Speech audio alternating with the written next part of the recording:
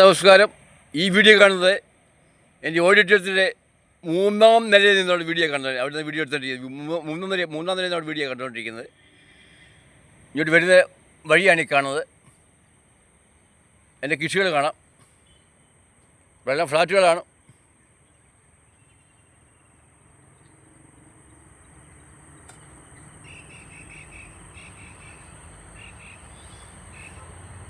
മുമ്പ് പറഞ്ഞ മരം വന്നിരിക്കുന്നത്, ഉറക്കമരം വന്നിരിക്കുന്നതേ കണ്ടോ, മരം കണ്ടോ?